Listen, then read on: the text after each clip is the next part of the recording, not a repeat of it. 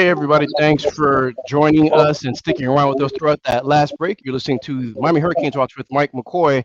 And there is the man, the myth, the legend, Frank Fort. Frank, long time no here. How are you, sir?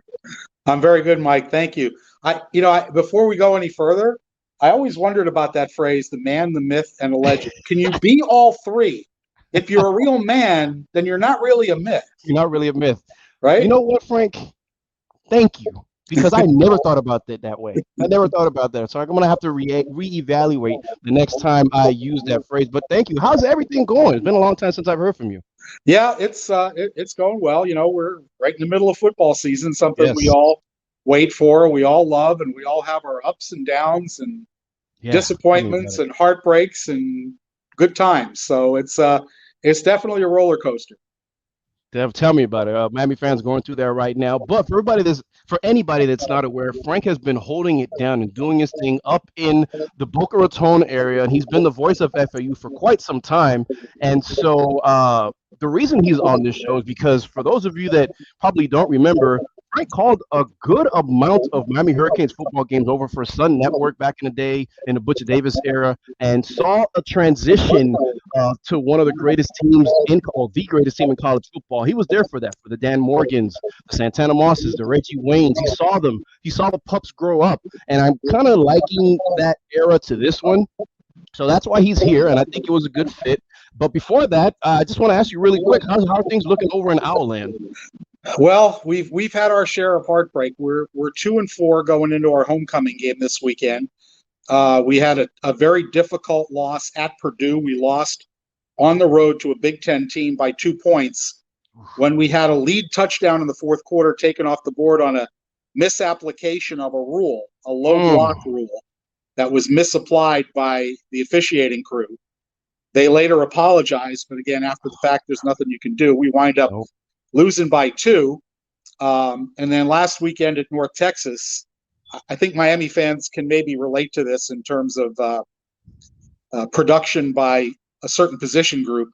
We had 3 balls in the first quarter, touchdowns that were dropped. Oh, 2 God. by receivers, 1 a clear pick 6 by a corner. Oh, no. And then in the fourth quarter, we had another potential touchdown, at least get us in the red zone pass, perfect pass on a deep slant dropped, and we wind up losing that game. But we left 21 points on the board in the first quarter. And if you're a group of 5 team and you're not named Cincinnati, if you don't take advantage of those situations, they're not going to come around again. And so so we're 2-4, and we definitely need a win at home this week. We're into conference play. We're 1-1 in the conference. Okay. So we'll see how it rolls. And you mentioned Nkosi Perry in the previous segment. And, Yes. Nkosi is 15 touchdowns, passes, 5 interceptions, good ratio. Yep. He's added 3 touchdowns on the ground, so 18 total touchdowns is second in Conference USA. His completion percentage probably is a little bit low, but again, that's the guy we saw at Miami. And although I think he's matured as a young man, I think that the inaccuracies at time still pop up. Right. But he's definitely our QB1. There's no question about that. He is a guy that many Miami fans were sad to see go, right? But a lot of, and maybe all, I know I am, Miami fans are rooting for him strongly, hard. Like you said, 15-5 on the year in terms of touchdown to interception ratio, 1,512 passing yards, 56.7 completion percentage. But like I said, that comes with, his play. But overall, I think he's a guy that is, a solid quarterback. Like you said, he's doing it on the ground as well with 3 touchdowns, and he has fun playing the game, and that's the reason why I like watching him. Again, former Hurricane, so he's easy to root for. But I just like his story. Yeah, and you know what? You said 56%, and most fans probably don't realize this, but think about this: over the course of a season, that could be 64%. And you know how? Catching the ball. 1 more completion per half. Oh my God. How much better is 64% than 56%? Oh yeah, that looks a lot whether better. It's a drop or whether it's a throw that's a little more on target. 1 more completion per half over the course of a season. Oh my goodness. And that's the difference between so-so completion percentage and a really good. Yeah, I know. Tell me about what now. See, when you put it like that, it's like, come on, guys, look what you guys are. How the offense can look a lot better. At least it's numbers, and I know it's not an individual thing, but sometimes it's just one. Miami would have probably won the game if they would have made one of these catches that they dropped. And Right. so it's frustrating. It's the little things, and that's kind of a good segue. And by the way, you're listening to 305 Sports Talk Network.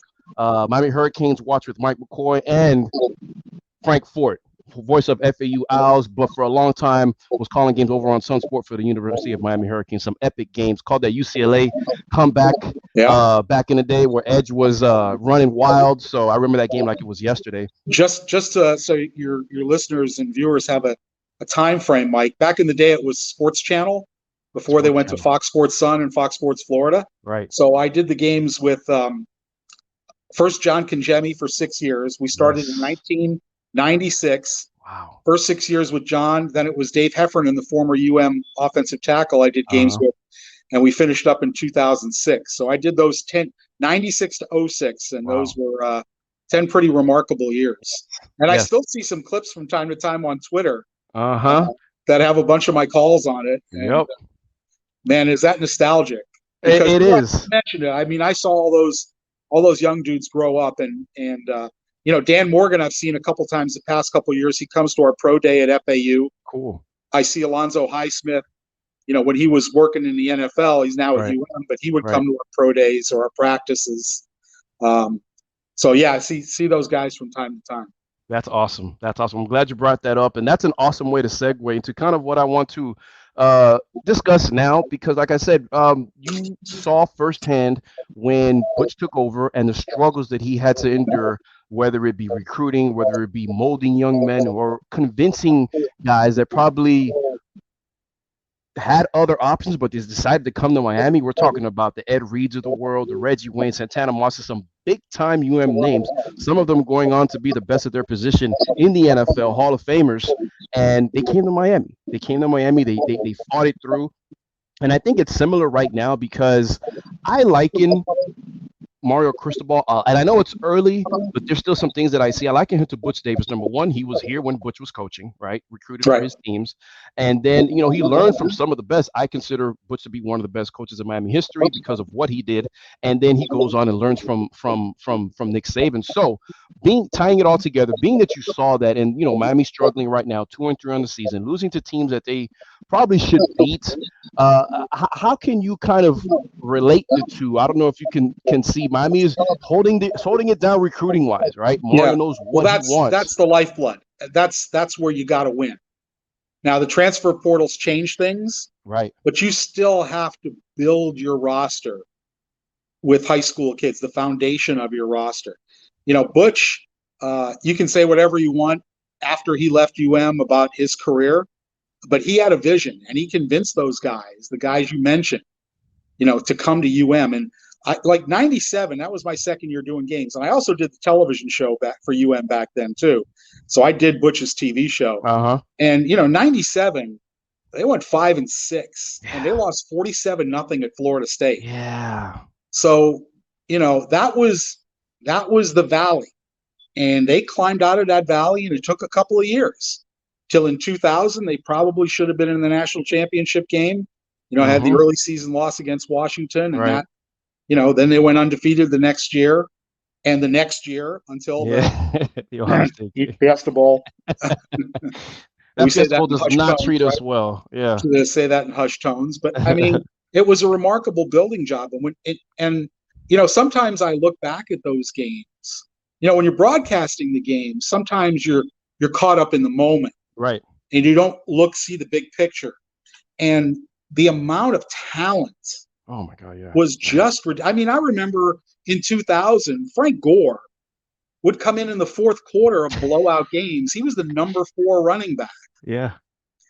And so the amount of talent was just ridiculous. And to get to your point, I'm a big Mario fan. I covered him when he was a player. I covered him when he was an assistant coach, and I'm a big Mario fan. Mm-hmm. And I think he's going to get this right. Now, does that mean national championship? Who knows? Right. But he should certainly be in the next couple of years challenging for conference championships. I think he's going to get this right. I'd be very surprised if he doesn't. But again, you're talking about how long has it been since Miami was a real player, right? The early part of the century. Okay, we're not going to count 2017. It's 5 games in. You're not going to turn that around. Now, was the Middle Tennessee thing inexcusable? I would say yes. I mean, they're in our league, and they're a mid-level team in our league, and we got to play them, later in the year. But you shouldn't have that type of performance at home against a mid-level Conference USA team. Right. But again, there's, and I think what he said about Messidor is pretty telling. I mean, you said it. I mean, that's a telling comment. So, there's a lot of work to be done. I know Miami fans don't like hearing that. We're all used to being, and I'm still a Miami fan. We all got spoiled. Right. But it's like when FAU had Lane Kiffin. We got spoiled. Yep. For those 3 years, and see what he's doing at Ole Miss right now. Right. So, but it's you got to build it brick by brick.